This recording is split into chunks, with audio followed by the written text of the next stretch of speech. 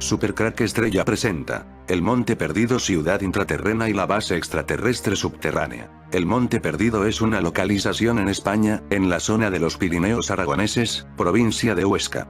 Existe un parque hermoso y lleno de vitalidad llamado Parque Nacional de Ordesa y Monte Perdido.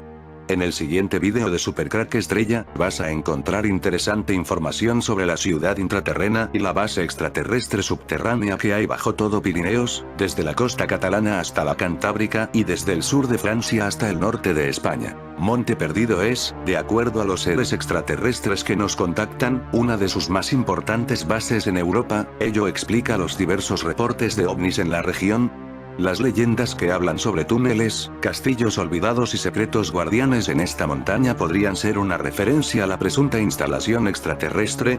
Pues suponemos que cuesta de creer, pero no me lo cuenten a mí, no. Cuéntenselo precisamente al teniente F. Skip Holmes del ejército norteamericano. En 1973, en plena Guerra Fría, la CIA precisó de los servicios de Skip como medium y sensitivo para intentar localizar las bases secretas extraterrestres que había en nuestro planeta. Aunque el teniente había tenido éxito en anteriores misiones de este tipo, como por ejemplo en rescate de pilotos cuyo avión había sido siniestrado o localización de submarinos enemigos, en esta ocasión Skip recurrió a la ayuda de uno de los más contrastados sensitivos de los USA, Al Puthoff.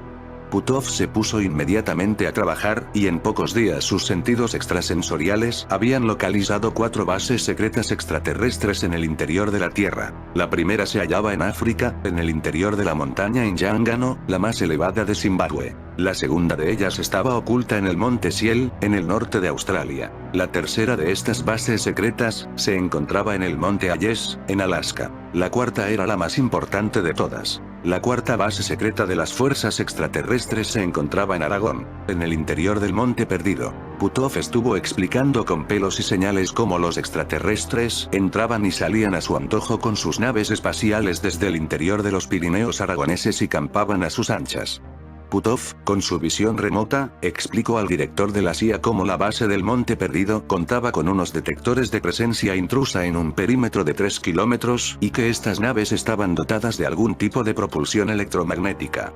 Aunque las fuerzas estadounidenses siempre lo han negado, siempre se sospechó que durante estos últimos coletazos del franquismo, enviaron a sus espías al Monte Perdido, creemos al menos, que sin aparente éxito. Supuestamente, la CIA había solicitado los servicios de un grupo de psíquicos para realizar un experimento de visión remota VR, que le permitiese revelar bases secretas militares en Europa. La visión remota es la capacidad psíquica de recibir información o impresiones de un evento, persona, objeto o lugar que se encuentren a gran distancia. Es considerada como una forma de percepción extrasensorial. El término se dio a conocer durante los años 70 por los físicos Harold Puthoff y Russell Targ para separarlo de la clarividencia. Precisamente Puthoff habría estado involucrado en el estudio de la CIA que escudriñó entre otros puntos del mundo a Monte Perdido. Aunque el asunto de la visión remota parece ciencia ficción, hay que decir que diversas misiones de rescate de rehenes, vigilancia de silos nucleares, espionaje de tecnología submarina de la antigua URSS así como rescate de pilotos de combate se llevaron a buen término gracias al apoyo de agentes VR. De acuerdo a la ya mencionada noticia, reproducida en un sinfín de sitios web dedicados al misterio, la información surgió así. Uno de los más famosos y cualificados agentes VR fue el teniente F. Holmes, apodado Skip Omitir en español. Este militar demostró en varias ocasiones y de manera crucial sus habilidades aparentemente, y según relata Duater, un colaborador del famoso investigador de la visión remota Robert Monroe, el entonces director de la CIA le solicitó, en 1973, que investigase con la técnica VR las bases subterráneas de ovnis. Puthoff le habría entregado 4 ubicaciones de posibles bases ovni. La primera de ellas estaba situada en Monte Perdido, en las montañas de los Pirineos, entre España y Francia. En los documentos que Puthoff presentó a Duater, comentaba que la base estaba protegida por detectores de presencia en un perímetro de 3 kilómetros, y que las naves que salían de aquella zona disponían de un sistema parecido a algún tipo de propulsión electromagnética. Debo remarcar que nunca pude corroborar la fuente de esta información que involucra a Monte Perdido. Pero sí debo decir que hallé abundante material sobre los experimentos de VR en espionaje militar, y muchas declaraciones del citado físico Harold Puthoff hablando de estas maniobras de inteligencia que en su tiempo eran ultra secretas. Supuestamente, la CIA detuvo el programa de BR en 1995. Cosa que dudamos. Como fuese, esta referencia a bases subterráneas en los Pirineos no nos pilló por sorpresa, sí, como digo, la información es auténtica, podría estar conectada con la instalación de origen extraterrestre.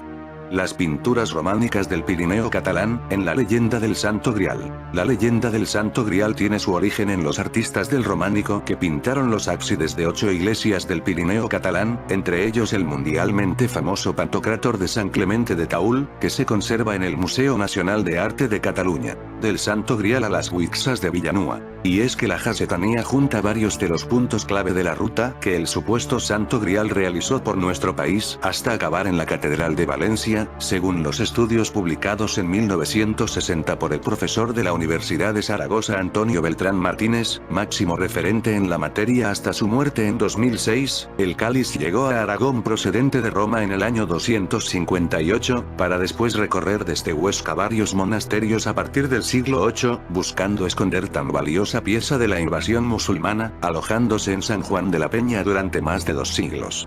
De este modo, en la comarca, monasterios como el de San Pedro de Siresa o San Adrián de Sásabe, en Borau, también se cuentan como posibles receptores de esta reliquia antes de que el rey Alfonso V la depositara en Valencia en 1416, pero en realidad nunca salió de aquí de los Pirineos el Santo Grial.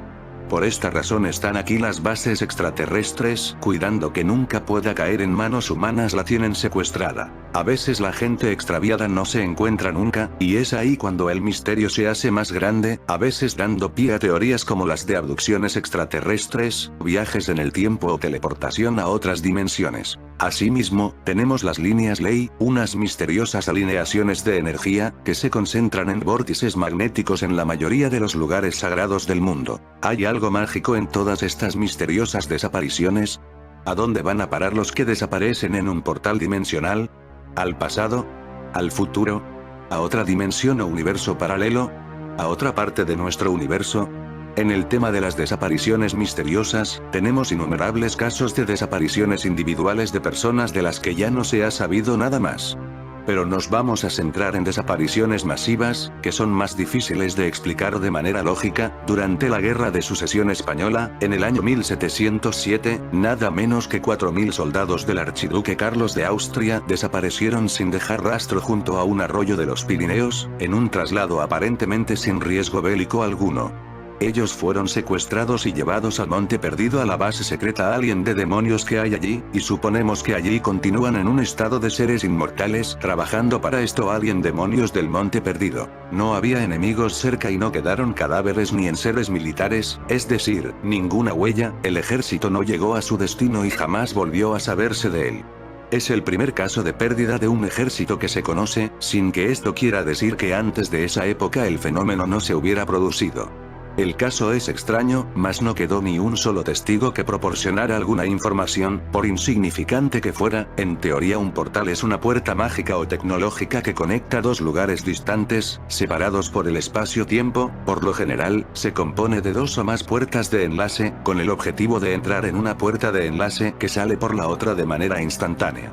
Los lugares que enlazan con un portal pueden llevar a un lugar diferente en el mismo universo, en cuyo caso se trata de teleportación, un mundo paralelo o portal interdimensional hacia el pasado o el futuro, o hacia otros planos de existencia, como el cielo, el infierno, u otros mundos mitológicos. Vemos que entramos en un terreno complejo y misterioso.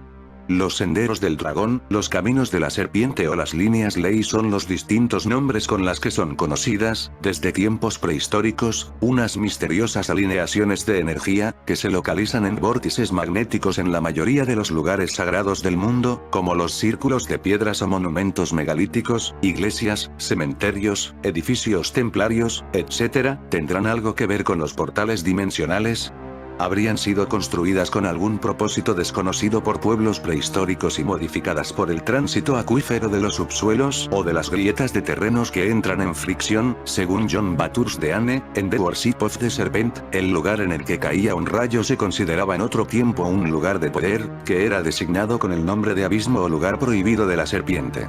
Esto vinculaba a la serpiente con la energía eléctrica o electromagnética de la Tierra. En la Tierra existen lugares donde supuestamente se abren portales dimensionales a otras estrellas y galaxias del universo, y también a otros planos y dimensiones. En el pasado había civilizaciones que parece eran conscientes de este conocimiento y por eso construyeron en estos lugares pirámides, templos y círculos de piedra, a fin de hacer de puente de comunicación entre la Tierra y su destino. Se dice que existen dos tipos de portales dimensionales, los naturales, que existen por sí solos en nuestro planeta, de forma natural, y los artificiales, que son o han sido construidos por el hombre o por seres extraterrestres, pero que a veces no son estables, aunque se encuentran a disposición, permitiendo ir y regresar a otras dimensiones. Los naturales, se dice que solo nos llevan a otra dimensión, pero no nos permiten regresar.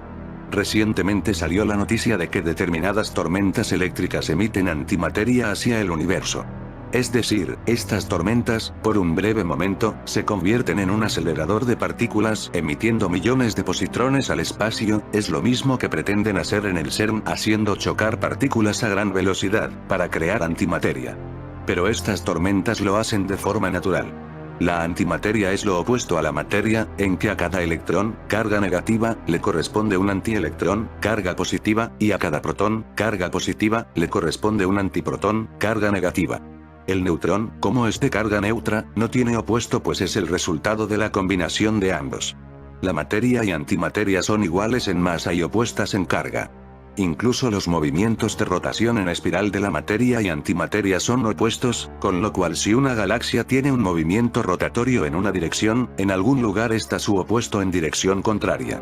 También se considera la antimateria como energía antigravitatoria. Por ello, en estas tormentas los rayos gamma que emiten y salen despedidos van en dirección opuesta a la gravedad. En algún lugar del espacio, una nueva teoría afirma que los agujeros negros podrían ser el portal a otras dimensiones, y relaciona al CERN en la búsqueda de estas entradas dimensionales. El choque de partículas en direcciones opuestas busca encontrar una partícula neutra capaz de abrir un portal. En lugares como el Triángulo de las Bermudas, las desapariciones documentadas van precedidas por tormentas eléctricas, o alteraciones magnéticas. Es decir, parece que hay un reajuste en la combinación de fuerzas opuestas provocando así una apertura dimensional. Volviendo al tema de las líneas ley, las alineaciones rectas entre lugares sagrados están consideradas como rutas de energía, como si debajo de la Tierra estuviera marcado el camino entre un lugar y otro por una fuente de energía que uniría los lugares sagrados del mundo.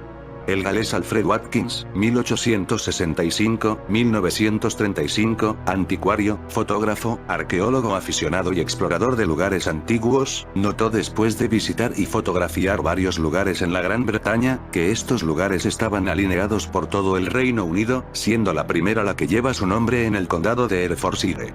En 1922 publicaría el libro Early British Trackways. Otro investigador, John Michell, identificó 22 alineamientos, pero sería Watkins quien le pondría el nombre a tales líneas. La mayor parte de su vida profesional Watkins se la pasaría viajando por toda Gran Bretaña, lo que le llevaría a prestar atención a ciertas alineaciones entre los antiguos centros religiosos paganos, tales como túmulos, círculos de piedras, monolitos y algunas iglesias cristianas primitivas, que solían estar construidas sobre restos de santuarios paganos más antiguos. Watkins acuñó el término de líneas ley lines, a partir del hecho que, los lugares donde estas líneas se cruzaban o terminaban tenían a menudo nombres que acababan en ley, o ley, del anglosajón antiguo, que significa tierra limpia o despejada, y afirmaba que estas líneas eran antiguas vías comerciales y procesionales paganas, que conectaban los antiguos lugares sagrados. Pero como suele acontecer, estas teorías de Watkins fueron rechazadas por la arqueología oficial como fantasiosas, argumentando que los antiguos pueblos de la Tierra no poseían los conocimientos necesarios para alinear tales lugares, por lo que la apariencia de linealidad solo se debía a la casualidad. Pero las líneas ley pronto ganaron popularidad, y muchas personas de diferentes creencias, como los ocultistas y místicos, sugirieron que podrían tratarse de líneas de poder, por las que un adepto podría controlar las fuerzas de la Tierra. Esto no gustó a Watkins, pues su idea no era mistificar su descubrimiento, sino demostrar que los antiguos edificadores poseían un vasto conocimiento en la construcción de vías y astronomía, los sumerios, que tenían unos conocimientos muy desarrollados de astronomía, astrología, geometría sagrada y matemática, conocían esta red de líneas de fuerza magnética de la Tierra, también conocida como cuadrícula de energía global. L. A. Waddell dijo que encontró marcas sumerias en una de las piedras en Stonehenge, y Alexander Thom, profesor de ingeniería en la Universidad de Oxford, descubrió que los que construyeron Stonehenge sabían de los principios geométricos y matemáticos pitagóricos miles de años antes de que Pitágoras naciese. Thom explicó que las piedras no solo formaban dibujos geométricos en y alrededor del círculo, también se alineaban a características en el paisaje circundante y a las posiciones del Sol, la Luna y las estrellas más relevantes en momentos determinados, como por ejemplo cuando el Sol aparecía o desaparecía en el equinoccio o el solsticio, y la Luna estaba en las posiciones extremas de su ciclo. Era un reloj astronómico gigantesco. Pero añadió que era algo más. Era un receptor y transmisor de energía. La cuadrícula magnética de la Tierra consiste de líneas de energía magnética. Donde estas líneas se cruzan, la energía se mueve en espiral hacia un vórtice, y donde muchas líneas se cruzan, se tiene un vórtice enorme de energía. Estos son los lugares de poder en que desde tiempos remotos se han localizado los sitios sagrados. El vórtice, o espiral, es una constante en todo el universo. Nuestra galaxia es una espiral, el agua se mueve en espiral cuando se vacía por un agujero y la molécula de ADN que lleva nuestro código genético es una espiral doble. Antes de que empezara el encierro que estamos viviendo en todo el mundo, se pudo ver en el mes de febrero espectacular ciudad flotante en Barcelona. La tarde del pasado miércoles 19 de febrero de este 2020, se produjo una imagen curiosa en la playa de Gavà, se podía ver la estructura de una ciudad en el fondo del mar. En palabras a La Vanguardia, Xavi Cabo, que se encargó de inmortalizar el momento, explicaba: todas las personas que estaban hoy en la playa se han quedado totalmente estupefactas al ver la silueta de la ciudad en el mar.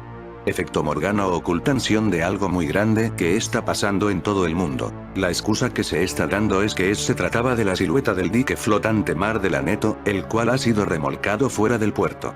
Para mí es solo una excusa como los famosos drones de los aeropuertos que en realidad son ovnis. En fin amigos de Supercrack Estrella, si el video te gustó pulgar arriba.